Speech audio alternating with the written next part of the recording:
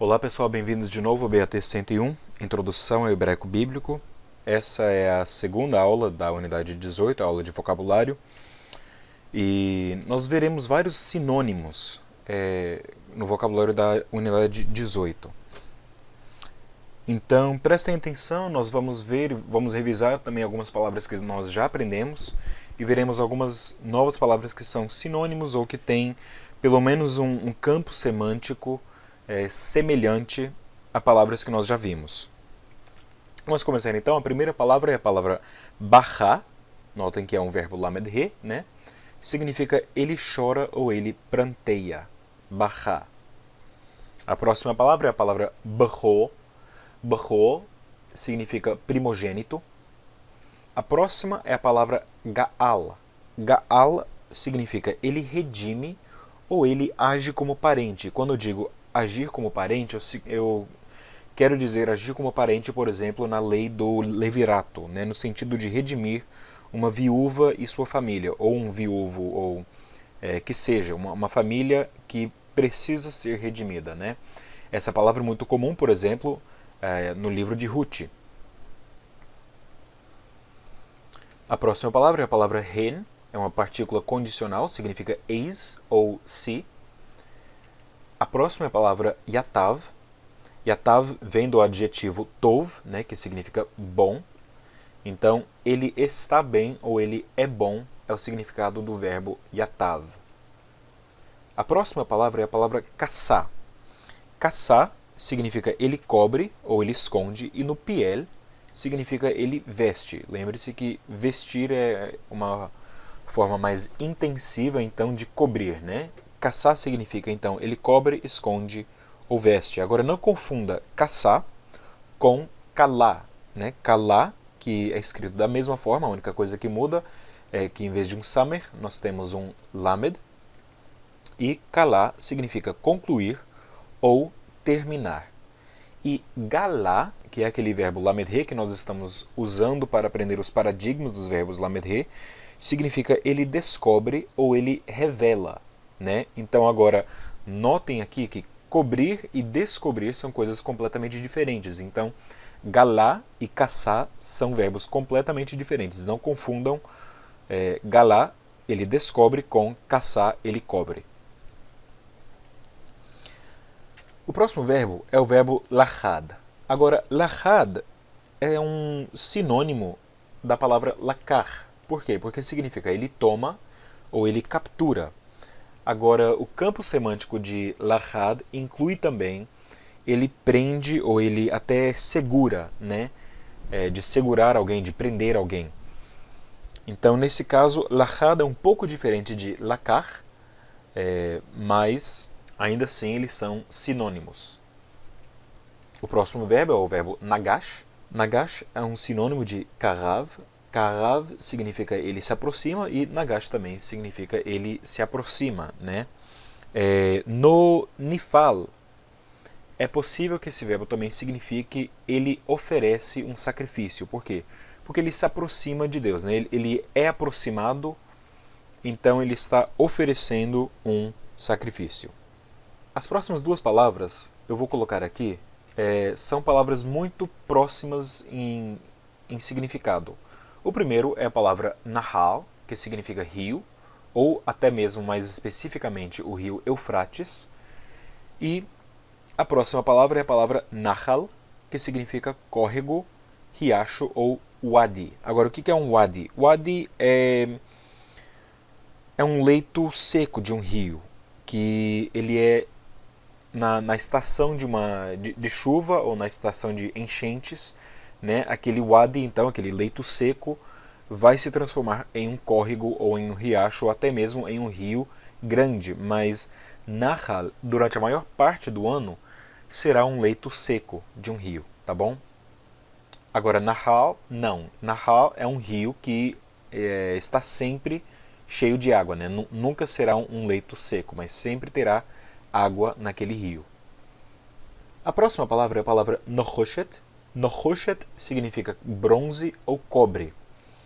Agora, uma maneira de se lembrar disso é que nós temos aquela palavra do nome da deusa em 2 Reis 18, versículo 4, aquele poste que Moisés faz com a imagem de cobras, né, feito de bronze.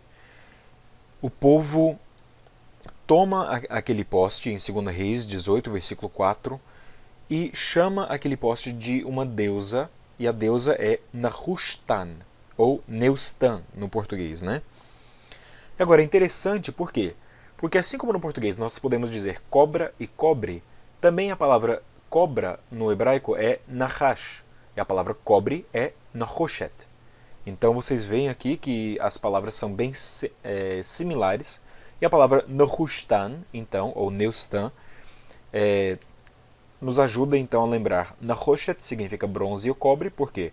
Porque aquele poste foi feito de cobre, e também Nahash significa cobra, porque aquele poste era um poste com imagens de cobras. A próxima palavra é a palavra Nasi. Nasi é sinônimo de Sal. Sal significa chefe ou líder, e Nasi pode significar também príncipe, né? Então, mais uma vez, nós vemos um campo semântico um pouco diferente, mas as palavras continuam sendo sinônimas. A próxima palavra é a palavra Rov. Rov é a forma nominal, ou a forma substantival da palavra Rav. Nós aprendemos Rav significa grande ou cheio, ou até muito, mas Rov, então, significa multidão ou abundância. A próxima palavra é a palavra Rak. Rak significa apenas, só, ainda ou porém. A próxima é a palavra Shalach, que é um sinônimo, mas também soa identicamente com a palavra Shalach, com um het, né, que termina com um het aqui. Por quê? Porque aquela palavra Shalach, com um het, significa ele envia, mas também pode significar ele envia ou ele estende a mão, né? A palavra Shalach com um het pode até ter aquele campo semântico de tocar ou encostar, enquanto que a palavra Shalach com o kaf tem mais um campo semântico de lançar, por exemplo, lançar uma lança, né? Ou arremessar, como por exemplo arremessar uma pedra ou jogar alguma coisa, né? A próxima palavra é a palavra sané. Sané significa ele odeia ou ele é um inimigo. Nesse caso, ser inimigo normalmente será o particípio de sané. A próxima é a palavra shafar. Shafar significa ele derrama, despeja ou verte. Verte como, por exemplo, verter sangue, né? A próxima é a palavra shekel. Shekel significa mentira, falsidade ou até fraude. Essas então são todas as palavras que nós aprendemos na unidade 18. Estudem-as e notem então quais são sinônimas, quais são parecidas na escrita a outras palavras. E lembrem-se que, por exemplo, com palavras como shalach, existem palavras que são bem parecidas com as outras, mas têm um significado um pouco diferente. Agora, antes de começar o resto da unidade, eu quero só mostrar para vocês 6 raízes que mudarão semanticamente com certos troncos verbais. Essas são as 6 raízes. A primeira raiz é a raiz resh, aleph, he, que nós já conhecemos de ra'a, né, significa ele vê. No nifal, essa raiz significará aparecer. Por quê? Porque quando alguém é visto, ele aparece, né? Essa raiz no tronco rifil vai significar então mostrar. Por quê? Porque como nós aprendemos, o rifil mostra uma ação causativa e ativa e o rofal uma ação causativa e passiva, né? Agora, se nós estamos pensando no verbo ver, então se você causa alguém a ver alguma coisa, você está mostrando aquela coisa àquela pessoa. Então, resh aleph he no rifil significará mostrar. A mesma coisa acontece com a raiz shin mem ayin, né? Shin mem ayin no kal significa ouvir, no nifal significa ser ouvido, né? Por quê? Porque é passivo. No rifil significa proclamar. Por que proclamar? Bom, porque quando eu causo alguém a ouvir, eu estou proclamando, eu estou falando com ele, né? Eu faço com que ele me ouça.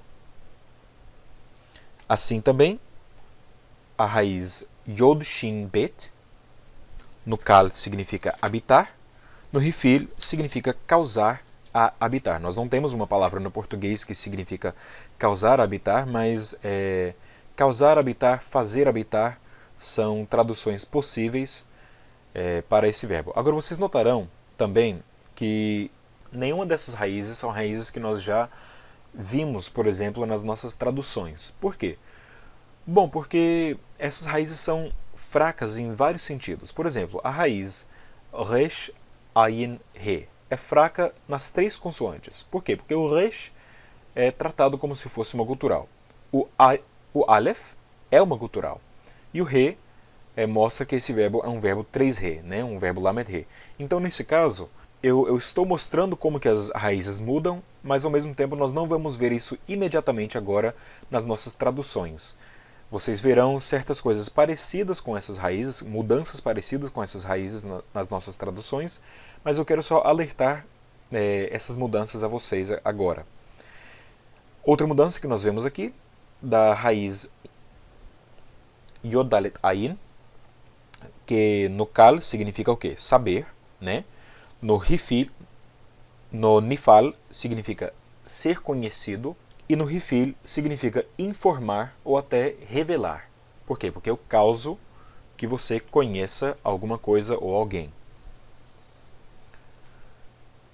Um outro verbo é o verbo Ayin Lamed He, né? Essa raiz Ayin Lamed He significa subir no Kal. Já no Nifal significa ser levado para cima, porque você não pode dizer ele foi subido, né? Isso soa estranho no português, então uma tradução melhor seria ele foi levado para cima. Então o tronco Nifal, aquela ação passiva, seria traduzida dessa forma.